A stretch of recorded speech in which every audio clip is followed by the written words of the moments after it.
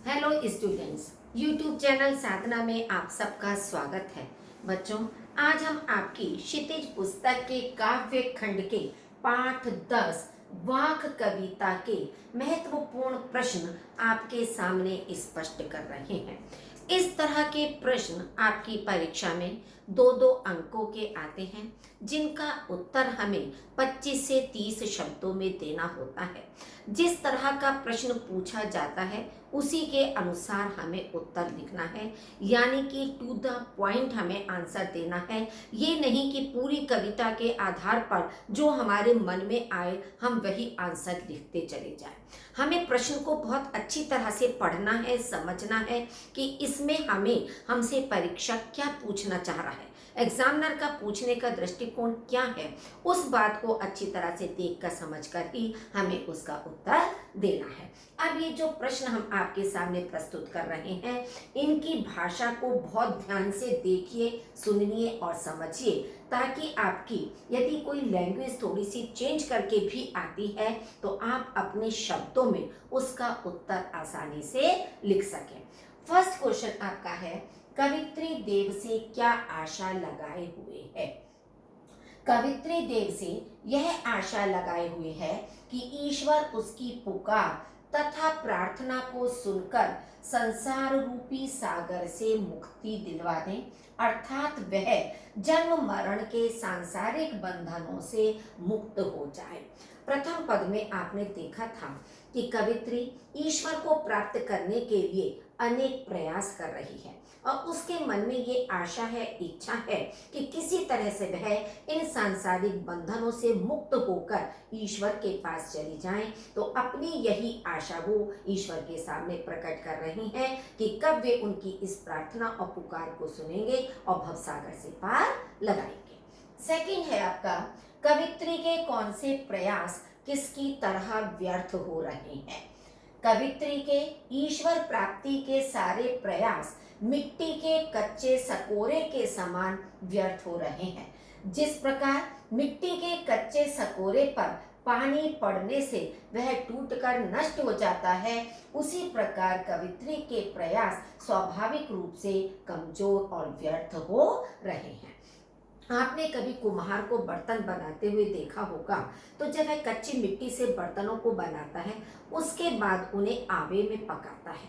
पकने के बाद वह मजबूत होता है, वरना जब तक आवे में बर्तन को नहीं पकाया जाता और उस पर यदि पानी पड़ जाए तो वह गलकर टूट जाता है, वह साबुत नहीं रहता है।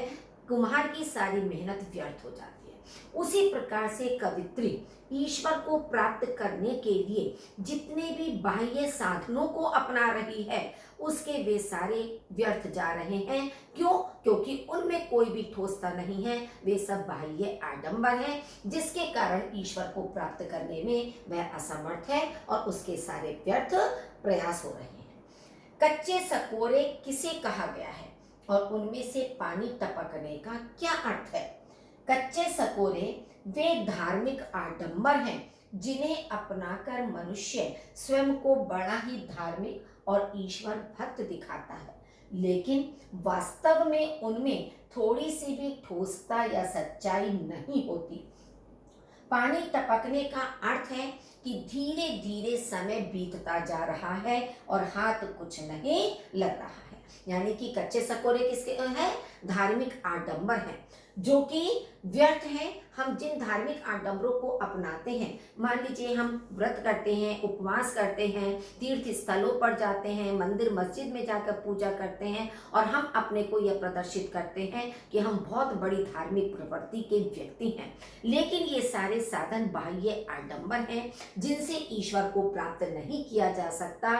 और पानी टपकने का मतलब है कि हमारे जीवन का एक एक क्षण बीतता चला जा रहा है, हम मृत्यु की ओर अग्रसर होते चले जा रहे हैं, लेकिन हम जिस ईश्वर को प्राप्त करना चाह रहे हैं उसे प्राप्त करने में असमर्थ है।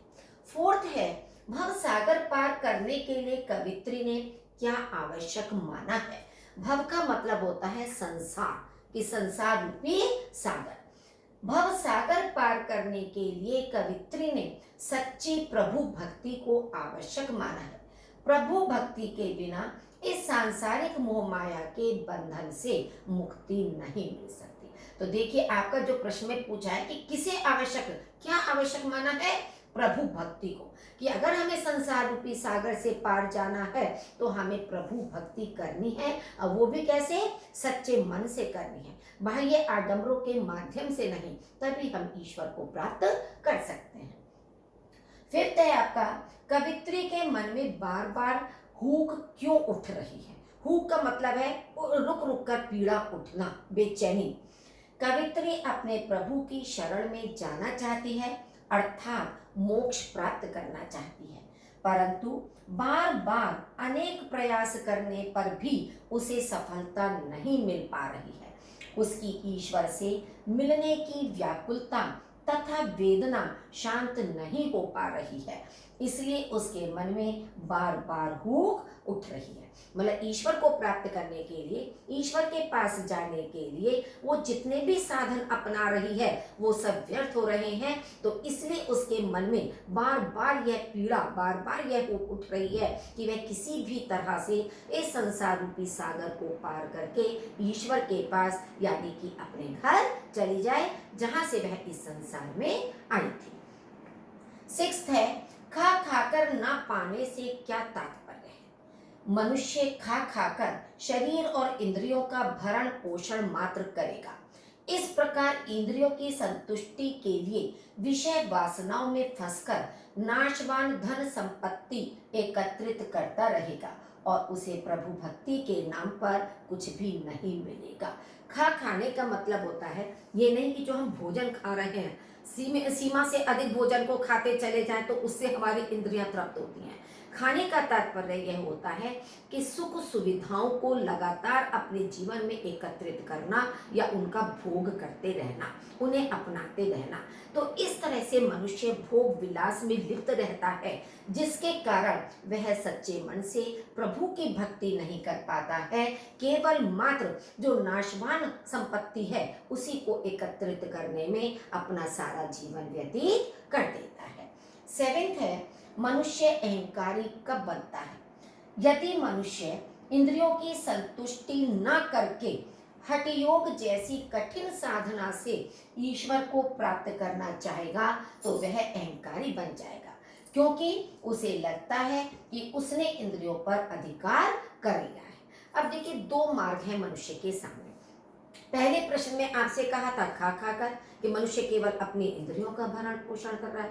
यदि मान लीजिए मनुष्य इंद्रियों का भरण पोषण ना करे, अपने ऊपर नियंत्रण कर ले, संयम अपने ऊपर कर ले और उसके अलावा वह एक हठ योग के कठिन मार्ग को अपना ले कि वह संसार से विरक्ति लेकर एक वैरागी का जीवन व्यतीत करे, बिल्कुल अपने ग्रस्त जीवन से अलग हो जाए, तो ऐसा करने से भी उसके मन में अहंकार आ जाता है कि अब उसे ईश्वर की प्राप्ति अवश्य ही हो जाएगी। क्यों? क्योंकि वह कठिन साधना करने में लिप्त है। तो इस तरह की जब अहंकार आ जाता है मनुष्य में, तब भी वह ईश्वर को प्राप्त नहीं कर पाता है। नेक्स्ट है, मनुष्य संभावी कैसे हो सकता है? अपने अंतःकरण और बाह्य इंद्रियों का निग्रह करके तथा समानता की भावना को अपनाकर मनुष्य संभावी हो जाता है। कि जब वह अपनी दोनों इंद्रियों पर नियंत्रण करता है, अपनी आंतरिक इंद्रियों पर भी और बाह्य इंद्रियों पर भी, जब दोनों के बीच में एक सामंजस्य बना लेता है, तब उसके अंदर समानता की भावना उत्पन्न होती है और तभी वह संभावी बन पाता है। 9 आपका नेक्स्ट है, समखा का तात्पर्य स्पष्ट कीजिए। समखा का तात्पर्य है सांसारिक भोगों में ना पूरी तरह डूबा जाए, ना उससे पूरी तरह अलग रहा जाए, बल्कि दोनों के बीच का मध्यम मार्ग अपनाना चाहिए। अभी दो प्रश्न मैंने आपके ऊपर बताए थे, एक तो खा खाकर, उसका मतलब है सांसारिक भोगों में पूरी तरह से न डूबना। दूसरा प्रश्न था अहंकारी, यानी कि न उससे पूरी तरह अलग हो जाए कि केवल हठ योग के मार्ग को अपना ले, बल्कि उन दोनों के बीच के मध्यम मार्ग को अपनाना ही समखा कहलाता है। कवित्री द्वारा गई न सीधी राह कहने का क्या अभिप्राय है? गई न सीधी राह का अभिप्राय है अच्छे कर्म करने की बजाय छल कपट पूर्ण कार्य करना तथा प्रभु प्राप्ति के लिए सरल मार्ग पर न चलकर हठयोग का कठिन रास्ता अपनाना। कि जब कवित्री ईश्वर के पास से इस दुनिया में आई थी तब उनका मार्ग सरल था, सीधा था, यानी कि उनके मन में कोई भी विषय वासनाएं नहीं थी, कोई छल कपट लोभ मोह माया का कोई बंधन नहीं था, सरल मार्ग था। लेकिन आज जब वो ईश्वर के पास जा रही हैं तो उनके जाने का मार्ग सीधा नहीं है। क्यों? क्योंकि उनके जीवन में अनेक प्रकार के छल कपट लोभ मोह माया के बंधन उनके जीवन में आ गए हैं। तो इन सब चीजों के कारण उनका जो सरल मार्ग है वो उन्होंने हठयोग का मार्ग भी अपना लिया है। तो इसलिए लग रहा है उन्हें कि जब वो ईश्वर के पास जा रही हैं तो वह राह या वह मार्ग उनका सीधा नहीं है। 11th है सुषुम सेतु पर कवित्री क्यों खड़ी थी। कवित्री संसार रूपी सागर से पार उतरना चाहती थी, इसके लिए उसने हठयोग जैसी कठिन साधना की और ईड़ा और पिंगला नाड़ी को साधते हुए वह सुषुम्ना नाड़ी रूपी पुल पर जाकर खड़ी हो गई। सुषुम्ना नाड़ी रूपी पुल पर खड़े खड़े ही उनका सारा समय बीत गया, किंतु लक्ष्य की प्राप्ति नहीं हुई। जो हठयोग का मार्ग अपनाते हैं साधक, उनको बहुत कठिन तपस्या करनी पड़ती है। उन्हें अपने शरीर में जो ईड़ा पिंगला नाड़ियां होती हैं उनको उन पर नियंत्रण करना होता है। उन्हें साधते हुए वे सुषुम्ना नाड़ी रूपी पुल पर जाकर जब खड़े होते हैं तो उन्हें लगता है कि अब उन्हें ईश्वर का साक्षात्कार हो जाएगा। लेकिन उस पुल पर खड़े खड़े ही कवित्री का सारा समय व्यतीत हो गया, लेकिन उन्हें ईश्वर की प्राप्ति नहीं हुई। तो सुषुम सेतु पर वे इसीलिए खड़ी थी ताकि अब उन्हें ईश्वर की प्राप्ति हो सके। 12th है बंद द्वार की सांकल कैसे खुलेगी। बंद द्वार की सांकल संभावी बनने से खुलेगी जब व्यक्ति का सुख दुख मान अपमान तथा भोग त्याग में समान भाव हो जाएगा, तो उसके लिए ईश्वर मिलन का बंद द्वार खुल जाएगा, अर्थात उसे ईश्वर प्राप्ति हो जाएगी। अब मनुष्य क्या करता है कि सुख दुख में उसकी अलग अलग अभिव्यक्ति होती है, मान है अपमान है भोग त्याग, इनको देखने का दृष्टिकोण उसका अलग अलग होता है। हर मनुष्य को अलग दृष्टि से देखता है। तो ये जो असमानता की भावना होती है इसके कारण ही उसके हृदय का द्वार नहीं खुलता। जब उसके अंदर समानता की भावना आएगी कि सुख दुख मान अपमान किसी भी रूप में उसके अंदर कोई परिवर्तन नहीं आ रहा है, सबको वो एक समान दृष्टि से देख रहा है, तभी उसे ईश्वर की प्राप्ति होगी। यानी कि उसके हृदय के द्वार पर जो अज्ञानता की सांकल लगी हुई है वो तभी खुलेगी और उसे ईश्वर के दर्शन हो जाएंगे। 13th है माझी कौन है, कवित्री उसके सामने क्यों परेशान है। माझी ईश्वर है, वही इस भवसागर को पार कराने की शक्ति रखता है, वही जीवन रूपी नाव का नाविक है। कवित्री उसके सामने इसलिए परेशान है क्योंकि उसके पास उतराई के रूप में देने को कुछ भी नहीं है। कवित्री ने हठयोग साधना में लीन होकर कुछ भी प्राप्त नहीं किया। देखिए बच्चों, जब हम गंगा में या जो भी है नौका से जब चलते हैं उसमें अगर नाविक है जो हमारी नौका को खेल रहा है, तो अगर वो हमें एक ओर से दूसरी ओर लेकर जा रहा है तो हमें उस नाविक को कुछ पैसे देने होते हैं, उसका मेहनताना देना होता है। तो यही कवित्री का है कि जो ईश्वर हमें इस संसार रूपी सागर से पार लगा रहा है वह नाविक है।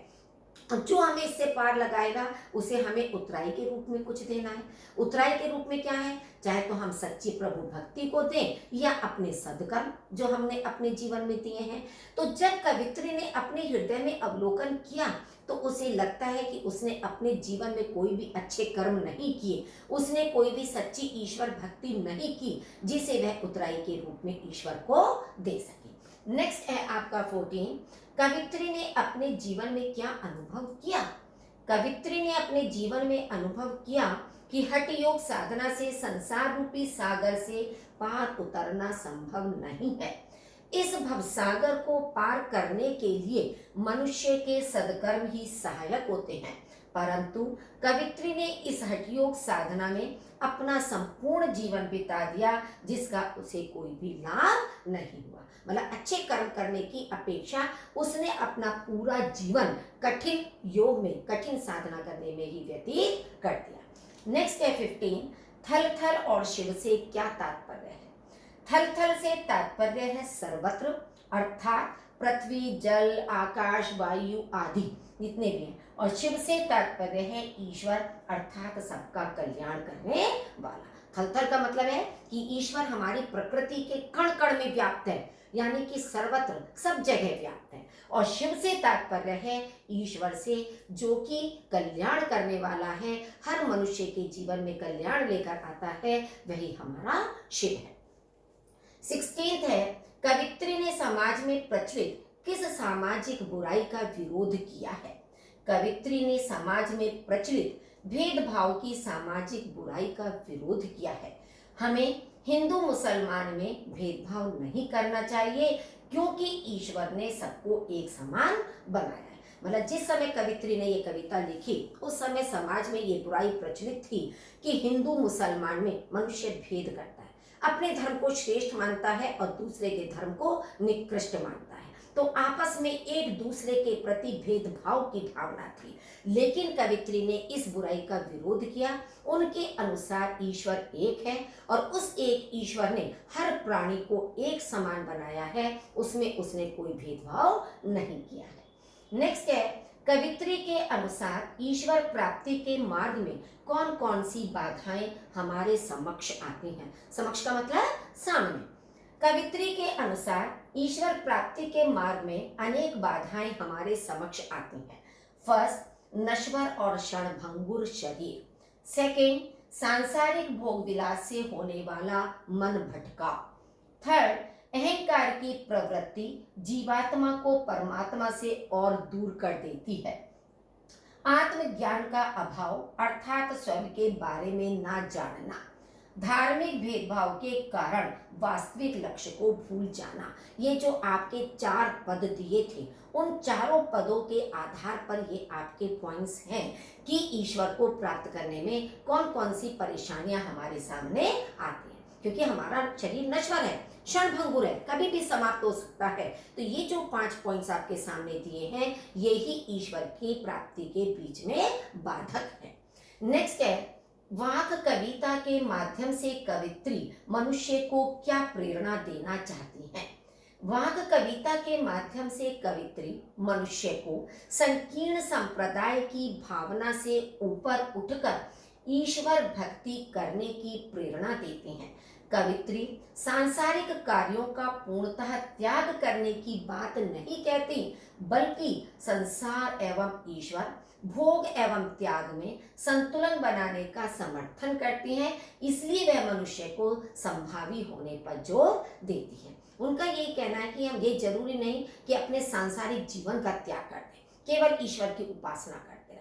हमें दोनों कार्य करने हैं अपनी जिम्मेदारी से। सांसारिक जीवन के प्रति भी अपने कर्तव्यों का निर्वाह करें और ईश्वर की भी आराधना करें। दोनों के बीच में संतुलन बनाकर हमें चलने की आवश्यकता है। 19 है, कवित्री ललद्यत के अनुसार शिव किन में भेदभाव नहीं करते और क्यों? कवित्री ललद्यत के अनुसार शिव अपने भक्त में केवल भक्ति भावना देखते हैं।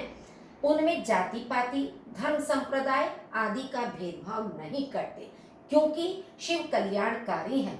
वे सबका कल्याण करते हैं, लेकिन उनका प्रसाद पाने के लिए मनुष्य को निर्मल हृदय का एवं भक्ति भावना से पूर्ण होना चाहिए। क्योंकि ईश्वर मनुष्य की भक्ति भावना को केवल मात्र देखते हैं, ये नहीं देखते कि आप किस तरह से कर रहे हैं, कहाँ बैठकर कर रहे हैं, कैसे कर रहे हैं। केवल वे भक्ति भावना देखते हैं। ये नहीं देखते कि आप उच्च जाति के हैं या निम्न जाति के हैं, आप हिंदू संप्रदाय के हैं या मुस्लिम संप्रदाय के हैं। वे इन सब चीजों की ओर ध्यान नहीं देते, केवल मात्र आपकी हृदय की भक्ति भावना को देखते हैं।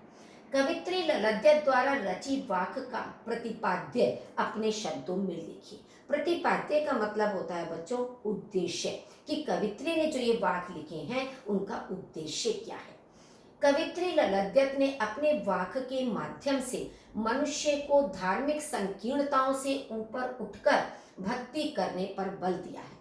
कबीर की तरह ही उन्होंने बाह्य आडंबरों तथा दिखावे की भक्ति छोड़कर सच्ची भक्ति करने के लिए प्रेरित किया है। कवित्री का मानना है कि मोह माया के बंधनों को छोड़े बिना ईश्वर तक पहुंचना असंभव है। इस संसार में सभी उसी एक ईश्वर की संतान है, फिर आपस में ऊंच नीच की भावना कितनी उचित है। प्रभु तो कण कण में है, हर प्राणी में वास करता है, उससे पहचान करने के लिए आत्मज्ञान होना जरूरी है। ये पूरी कविता का जिस्ट एक तरह से आपके सामने आ गया है कि इन चारों पदों में कवित्री क्या बताना चाहती हैं, किन किन बातों को ध्यान में रखकर उन्होंने वाकों की रचना की है। तो बच्चों, इन प्रश्नों के माध्यम से आपको कविता और अच्छी तरह से स्पष्ट हो गई होगी। फिर इस तरह का कोई भी प्रश्न आपके सामने आए, आप अपने शब्दों में उसका उत्तर अच्छी प्रकार से लिख सकते हैं। यदि आपने मेरा चैनल अभी तक लाइक नहीं किया है तो उसे लाइक कीजिए, अपने अन्य साथियों के साथ शेयर कीजिए, चाहे वो आपकी कोचिंग में पढ़ने वाली दूसरी संस्थाओं के ही बच्चे क्यों ना हो, आप उनके साथ भी इसको शेयर कर सकते हो ताकि उन्हें भी इसका लाभ मिल सके। और यदि अभी तक चैनल सब्सक्राइब नहीं किया है तो जल्दी से इसे सब्सक्राइब कर दीजिए। धन्यवाद।